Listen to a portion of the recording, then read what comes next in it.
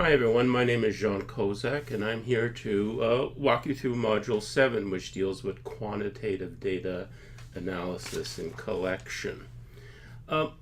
Before we begin, just a bit of a background thing in terms of what is statistics. Most people, when they talk about statistics, think about the data analysis, but it's much broader than that. It goes from everywhere from designing your study to the collecting, the managing, and of course the analysis and the interpretation of your findings. The learning objectives are two. The purpose of this module is not to turn you into a statistician and teach you statistical theory, but rather to help you understand and utilize some of the key basic concepts around doing statistical analysis and some of the tools that are available. And it's also to help facilitate your capacity to go to more experienced researchers or statisticians regarding the help. But it's also related to that, how to prepare yourself for approaching those individuals so that you minimize the amount of time it's going to take to interact. The outline of the modules, we're going to be discussing, beginning with some basic key concepts that affect statistical analysis, and then going all the way through analyzing your data. And in that, we're going to be going through some rather basic concepts, concrete steps that you should be doing no matter what your data actually are. So in terms of your basic key concepts, there's a number of them that we're going to be going through, some of which you already know. So like the population and the sample. The population, of course, is that universe of individual or things that you're interested in, and your sample is some subset of it that you want to extract to make some inferences around the population itself. Now, the interesting thing about a distribution of findings from a sample is that for everyone, you're able to calculate the probability of any of those specific values within the sample ever occurring. You got a problem, though, with that. There are tons of different types of distributions that you might be faced with. And so although we could sit down and work out the probability of an event occurring within that distribution, you're going to become very tired and probably end up with a migraine. So some very smart individuals in the past have come up with some idealized curves that we can use when we're exploring our data. And one of them that you already know is the normal curve, and that is sort of the gold standard. And in this one, the midpoint in there, that median, that line going down, is where the mean, the theoretical mean is zero. It's zero because on the left side you have an equal distribution of negative values, and on the right side you have an equal distribution of positive values. And the standard deviation is 1. One of the interesting things about sampling is that as you increase the number of samples that you have from a distribution, the more it becomes looking like the normal curve. And this falls under a theory called the central limit theorem. Now, this is all nice, but you've got a problem, don't you? Many curves do not look like this. So how do you handle that? And one way of handling that is what's called the Z-score. You transform your values of your distribution that's on the X into this standard score called Z-score. And what that does is that it gives it sets it to your zero that you have within the normal distribution, and it gives the standard deviations from that with a zero. With the Z-score. And so 1.96, for example, which is a plus or minus on the other side of that zero, means that 95% of your values will fall within that range. You could extend it into the 99 percentile, the 99.1 percentile, etc.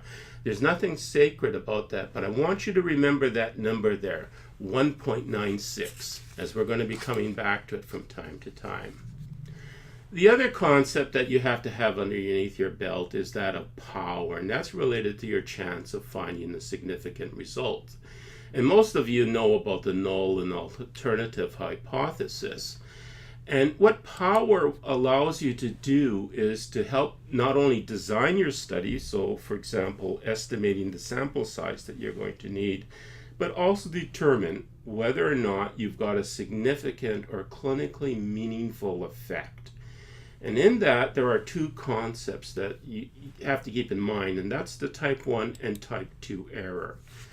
Type 1 error, of course, is when you reject the hypothesis when it's true. And the type 2 error is when you accept the hypothesis when it's actually false. Now, power is affected by the balancing act that you have to do with type 1 and type 2 errors. And that's affected by the probability level that you're setting. So, for example, whether or not your probability level is going to be 0.05 or 0.01. And that relates back to that number 1.96, which, for example, is the 95th percentile. And so that's the 0.05 a group that you're interested in. Power is also affected by your sample size and the effect size that you think that you're going to be looking at there. It's also affected by whether or not you're doing what's called a one- or two-tailed test. And we're going to come back to that later. Now, the types of data that you are collecting also affect your analysis. You already know from previous modules what a nominal, ordinal, interval, and racial data are. Independent designs are one where those data are independent of one another. So it's not related because of the subject, for example, as it is in a dependent design. So, for example, a dependent design is where you have the same group of people who've been tested with your measure over a period of, say, 2 years or 3 years or 4 years. So you're repeatedly testing them. So which one of type of variable and how you're using it is going to direct you as to which analysis you're going to be actually doing. Also, what affects your data analysis is, are you dealing with primary or secondary data?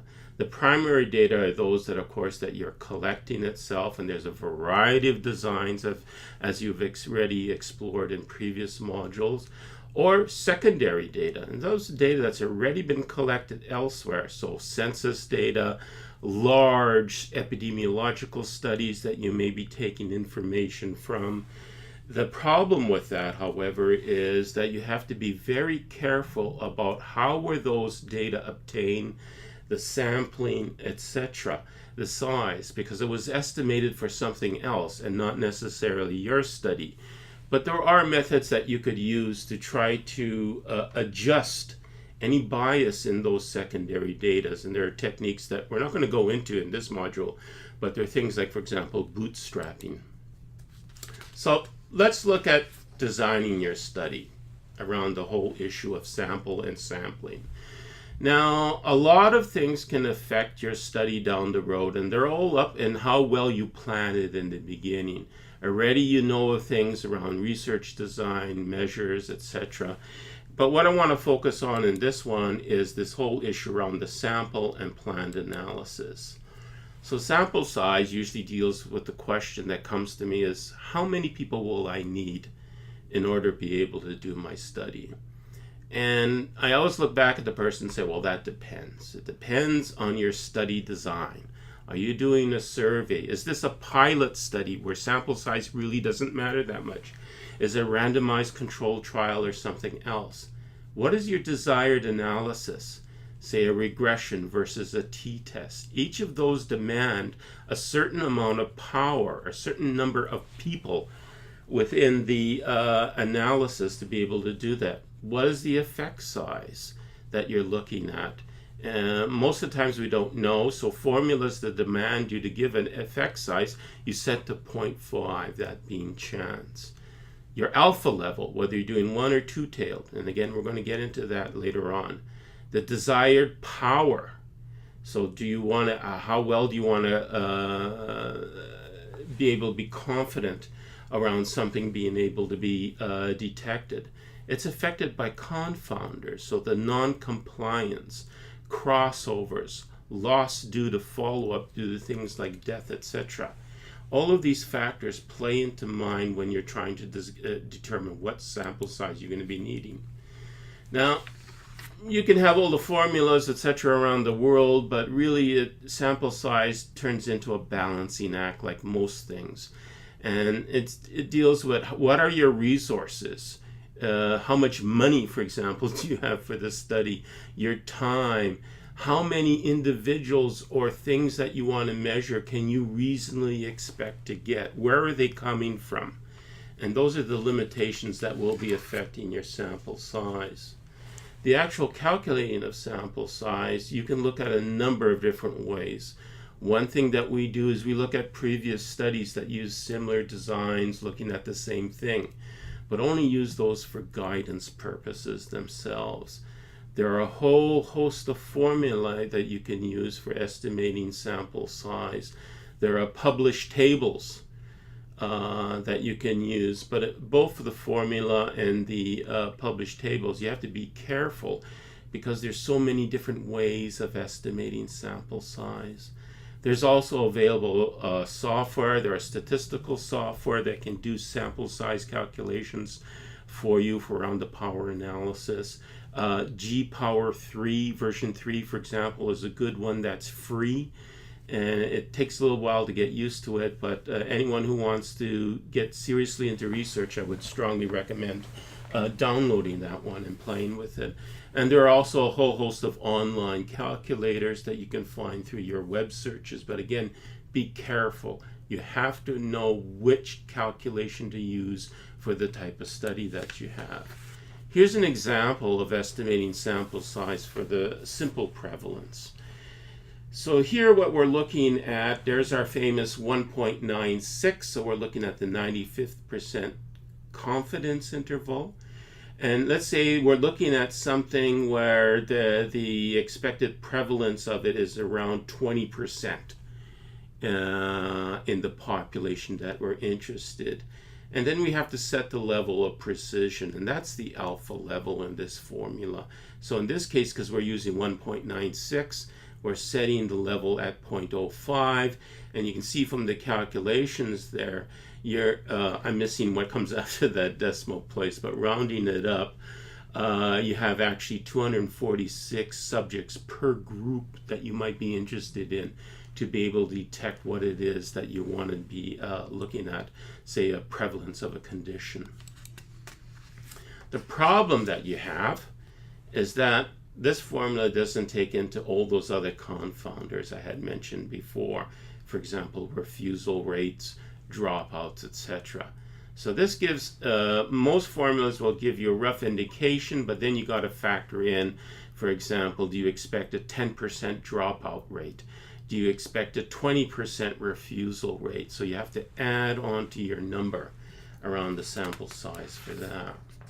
Now, the other important concept for statistics is the whole notion of the reliability and validity of your measures. So the reliability is just the extent to which the measure occurs or operates without any form of bias. Validity is just how well does it measure what you're hoping that it's going to be measuring. There are two forms of validity, stability and consistency. So stability, for example, test retest will look to see whether or not it's stable over time. That's a little bit of a problem, one, because the domain or thing that you're interested theoretically should be stable over time. If it's not stable over time, then your test retest reliability should be low because you expect it to change over time. And then there is the consistency of the item itself. So you got things like inter-item reliability, so the reliability of the items, that of the rater, and something that's called split half that we're not going to go into here, but it's all it is that you split your measure into two, look at the reliability of one part and the second part, and the overall reliability of the two should actually be the same. Item reliability is what, let's say you're interested in a study where you want to design a scale. What you have to do is establish the item reliability of that scale. And one of the techniques is what's called Cronbach's alpha. So here's an example of some output of a scale that has 10 variables in it. And the overall alpha is pretty good. It's 0.758. And what you look at in the analysis is this Cronbach if the item is deleted. Look at items 2 and 5. If I delete it, you can see that the alpha is going to drop. So you definitely want to consider keeping those two items. Versus item 7, if I delete it, the alpha, it jumps to 0.819. So that's a strong contender if I want to reduce my scale to drop that item. You also, in some of your studies, may want to calculate rater reliability. So say, for example, you have a family physician coming up with a diagnosis based on some set criteria, and then you want to compare that against a medical specialist making a similar diagnosis. So one of the things you tend to see in this literature is this percent agreement. And all it is the number of times the two raters agreed divided by the total of 9 times the ratings were actually made. The problem with this is twofold. One, it will overestimate the percent agreement if you have one category that they're rating that is much more clear than another category. So let's say the second category may have to do with assessment of chronic subjective complaints. You can get a lot more variability there than, say, with something to deal with blood pressure itself. The other thing that's a problem with percent agreement is it doesn't take into account the role of chance. So if you have a study where you want to look at the degree of agreement between your raters, what you want to do is to calculate a statistic called the kappa statistic. And I've got an Excel link there showing exactly how to do it. It's very straightforward and simple, and it's the preferred method. In terms of validity, there are 3 basic types of validity. Content validity, whether or not your measures are adequate and representative of the items of the domain that you want to measure.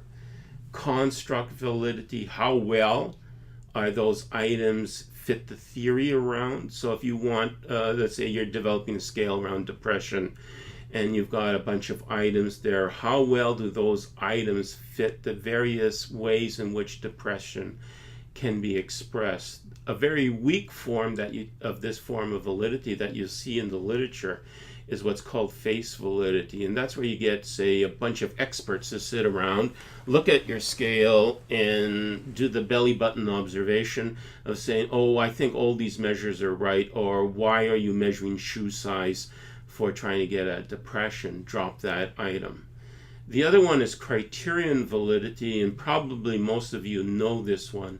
And this is where you're going to see whether or not your measure can differentiate individuals based on what it should be predicting. And so we use criterion validity. For example, we'll have a gold standard and compare our measure against that gold standard to see how well it's identifying people that we are interested in. Now let's move into the next section, keeping everything I've said in mind. Now moving into the data management, a much more practical issue. And there are a few things there I want you to always keep in mind when you're starting to pull your data together for analysis. One of which is when you're setting up your data files, make it such that every subject is a new row and every variable is going to be a new column. If you're online, this will happen automatically. If you're using some stat packages or other packages like EpiInfo, it will automatically set this up for you. But if you're doing it online, one of the difficulties I've seen with residents is that before analysis, they do not export the complete data file, and you have to do that. Export the data file into one that can be pulled in and read by Microsoft Excel, for example. Some people try to use the limited analysis tools that are on these online packages, and then they run into trouble when that's what they provide to a statistician for help, because the statistician needs your entered individual raw scores to be able to work to do the analysis. The other thing about getting your data ready is think hard about the coding. Should I be using text versus numeric codes within my data file? And it's going to depend on the type of analysis and what you want to do. I prefer numeric codes for a number of reasons. Number one, they're more flexible when analyzing.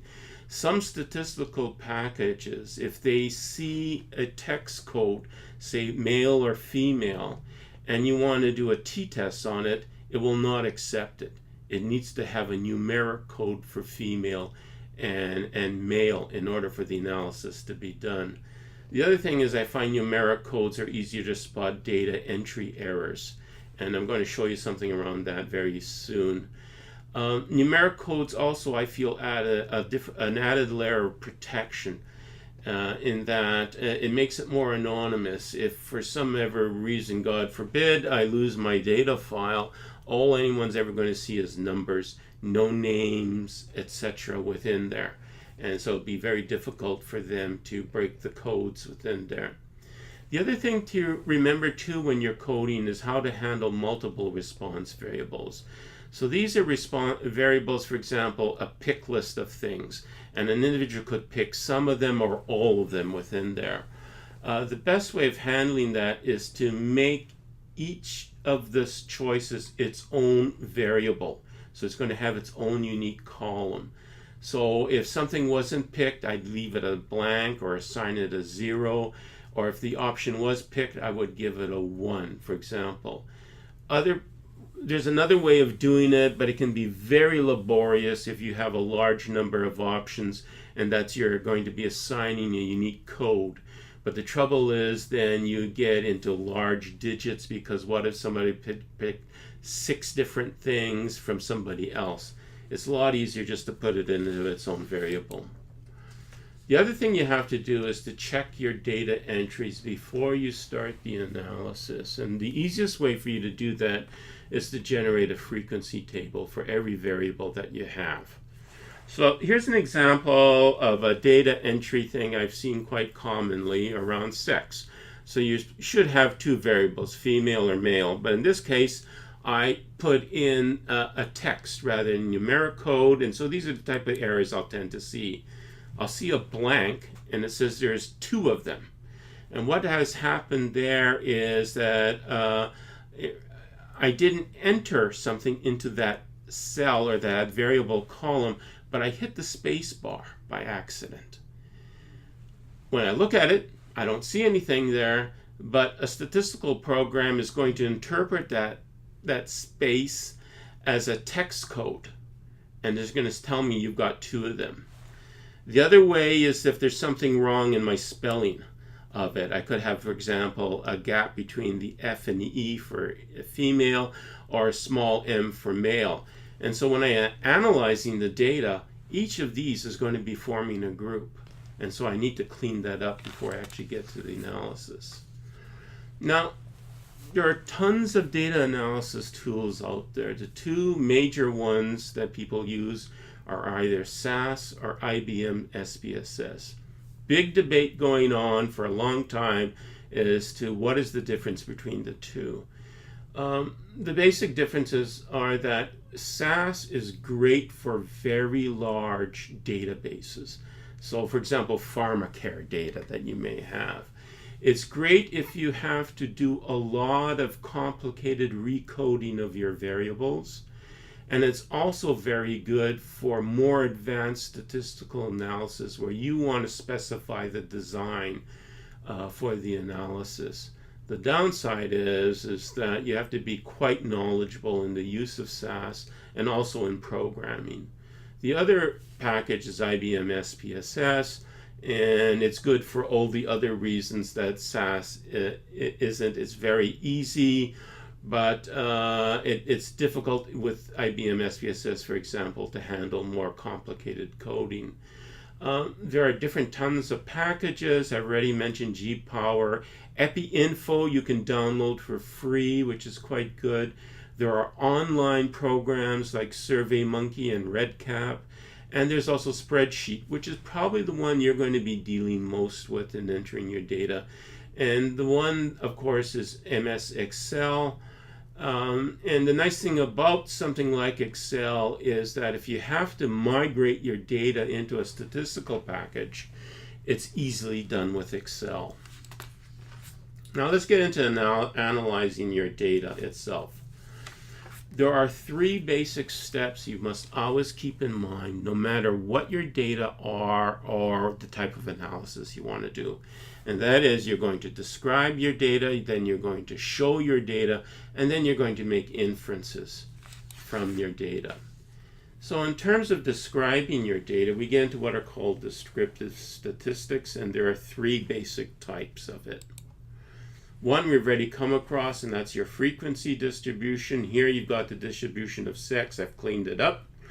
But one thing to remember is which distribution are you going to be reporting in your tables. So you're going to be reporting the frequency and some percentage. If I report the overall percent, I'm also then including the missing people. But there are times when I don't want to talk about the missing, and so it's the valid percent you want to look at because it's been adjusted by removing the missing.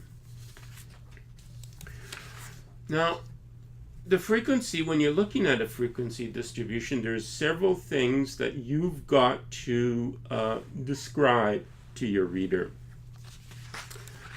The first of all is the symmetry of it. Now here's an example. You see the idealized normal curve that should have been there, but this is what I ended up with. I've got a bump of people at the lower end of scale. There's a big group there close to the middle, and then it spreads out to the right. So you want to be able to talk about how symmetrical your distribution of your sample is. And there's a couple of ways of doing that. One of which is to talk about the skew of your sample. And that skew can either be in the positive direction, and that means the tail of my sample is stretched out to the right, so the positive end or the higher end of the scale, or it's stretched out to the left, or the negative end of the scale. The more skewed your sample is, the less likely it is like the normal distribution.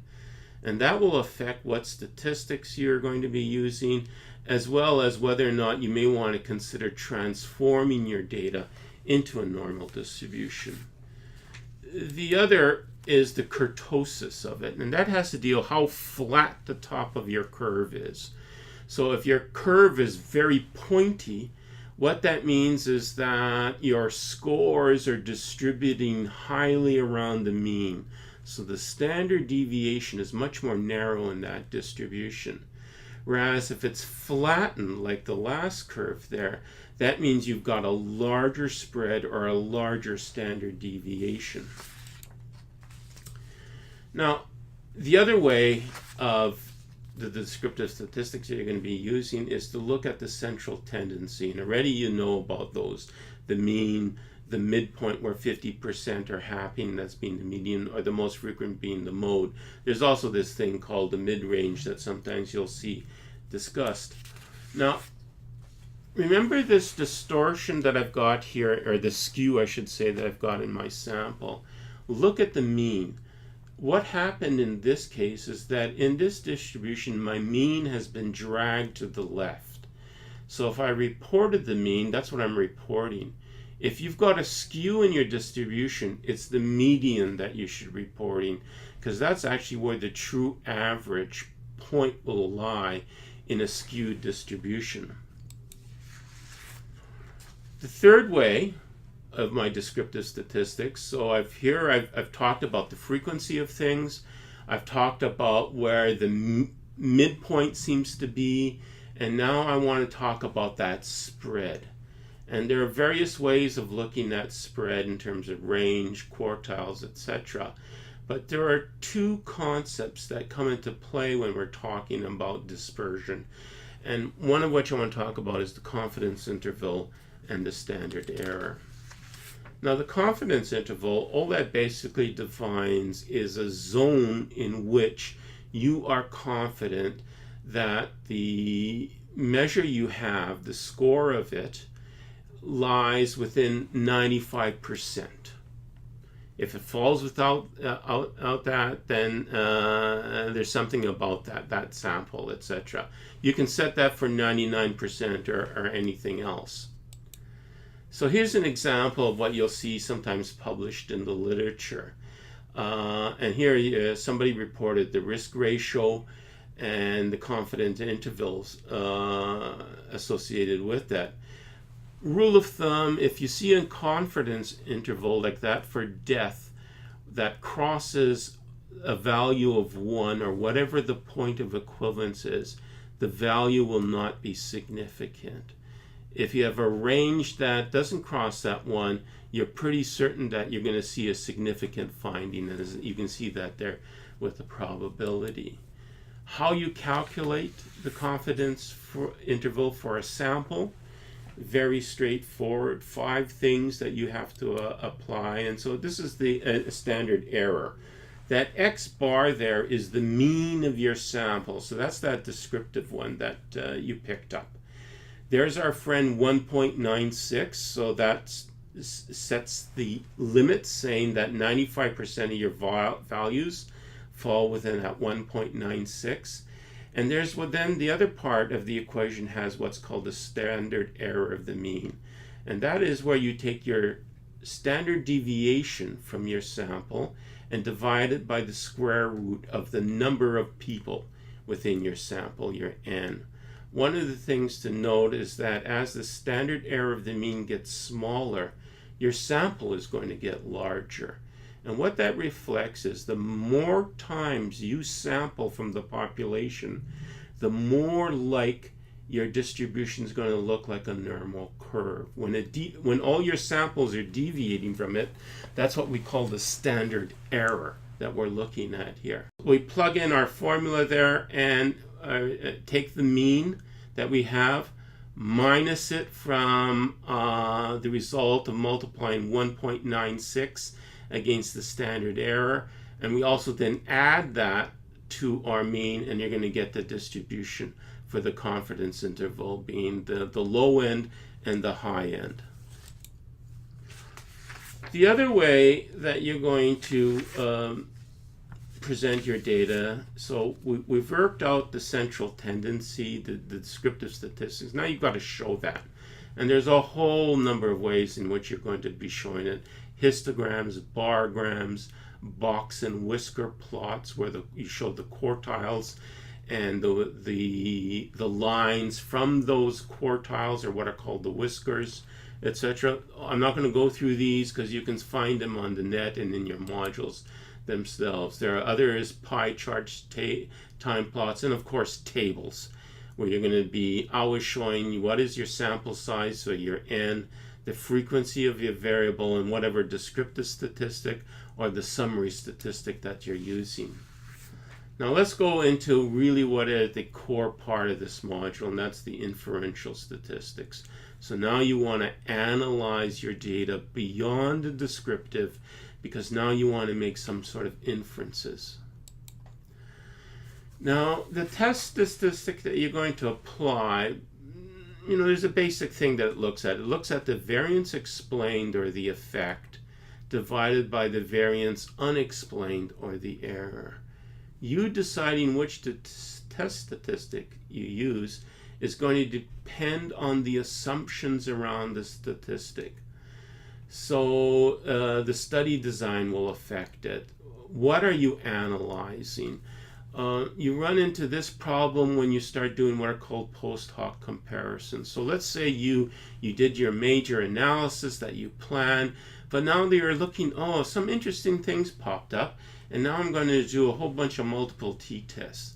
Well, you never designed it for that, and so you have to be very cautious.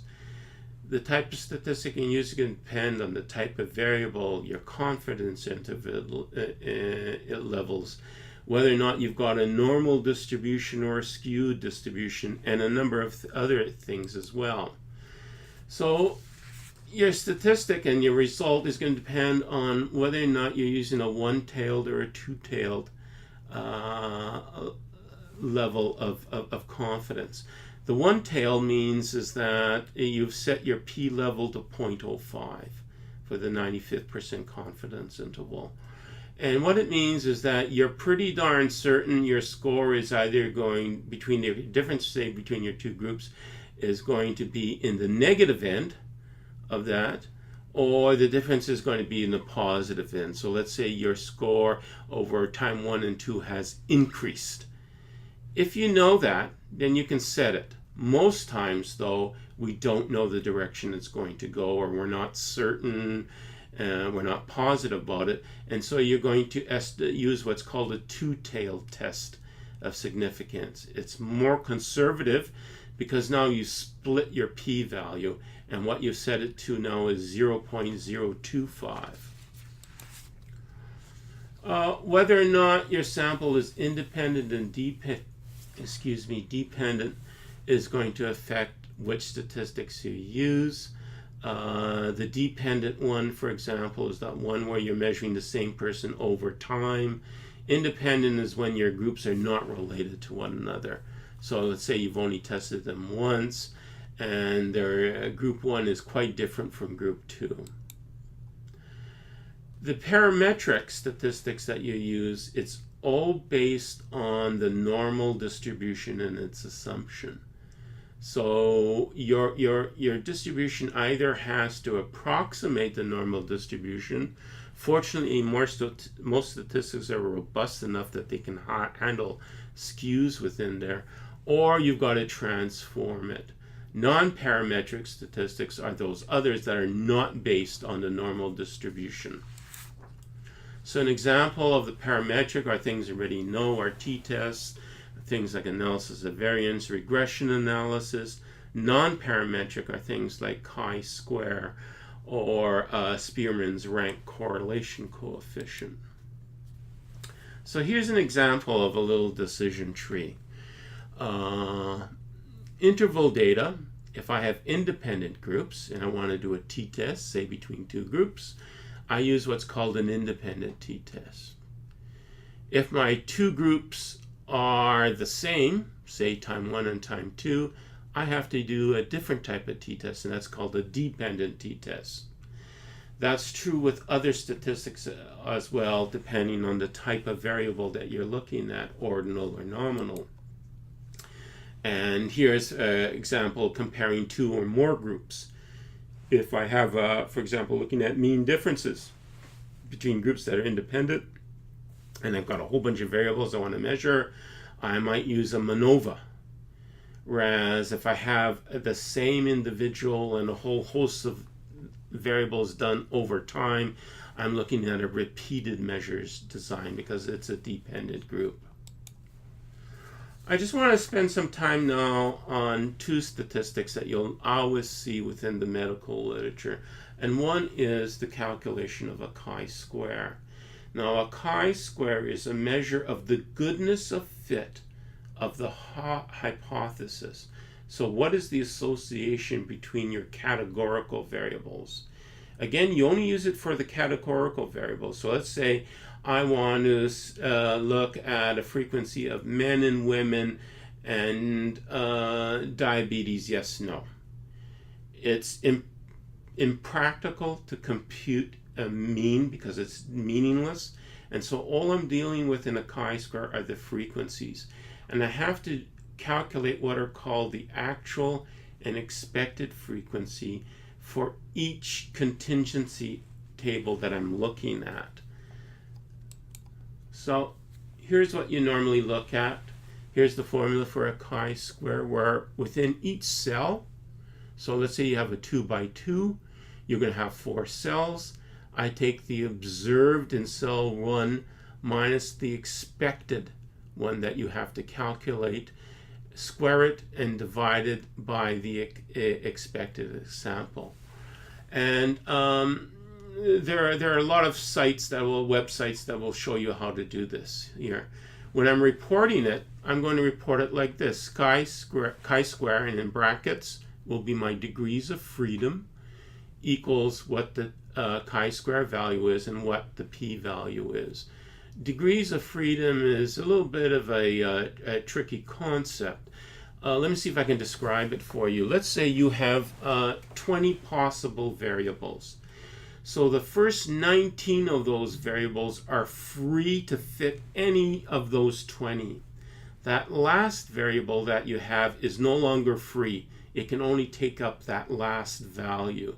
So if I had a design that had 20, my degrees of freedom there is n minus 1, so 21 minus 1, which would be 19. Some rules of thumb. For large samples, usually those that have 30 or more, you use Pearson's chi-square. If you have a smaller sample, say less than 30, use Fisher's chi-square, because it corrects for a bias that can happen with smaller samples. For 2 by 2 tables, so you have two variables and they have both of them have a binary part to it. Yes, no, say for something against male or female, you have to use what's called the Yates correction for that. One of the problems, and this is why you need to calculate your expected frequency or have a program that will generate it for you, is if you see in any of those cells a frequency that is less than 5. This creates a lot of difficulty for chi-square statistics. And what you got, one of two things you're going to have to do. One, you either have to collect more data so you can beef up that cell that has that problem, or you interpret it with caution. Now, the last test I want to talk about is the t-test. And so in this case, here's an example of a variable, and I wanted to look to see whether or not my two groups were significantly different. So here I used SPSS and it generated this for me. And if I didn't know how to interpret this, I would look here at the two-tailed test and, oh, it's significant. It's smaller than 0.05. So there must be a difference between my two groups on this variable. There's something you need to look at though first, and that's this. Levene's test for equality of variance. It's significant. That means I violated the assumption around the equality of the variances. So there's something funny in the distribution between these two groups. And so I have to look at the correction when variances are not assumed. And it points out that actually there is no significant difference. And this is how you would report it when you're writing it up. You would say your t-value. Don't worry about that negative sign there. All that basically means is that it's gone in the opposite direction. Your second group is larger than your first group, your degrees of freedom, and that it's greater than 0.05. So in other words, it's a non-significant result. There are tons of other parametric statistics, correlation, different forms of analysis of variance and covariance, where you may want to look at what happens, say, for example, if you remove the effect of age or some other variable from your analysis. There are, of course, regression analysis, simple logistic when you're dealing with binary data, Poisson when you're dealing with time, and then other forms of analysis themselves, and many others as well. Each one of these have certain assumptions around the distribution of your data, and also each one requires a certain number of individuals within each of the groups that you want to analyze. So you have to be very careful when you're picking some of these statistics. So that's the end of Module 7. I hope I have sort of demystified and made statistics a little bit less frightening for everybody. As long as you keep in mind what are my data, the type of data, the distribution of my sample, and my overall design. You'll use that to guide your data analysis, as well as it will assist when you approach some other individual to help you on the analysis. So all the best, good luck with your data analysis, and thank you.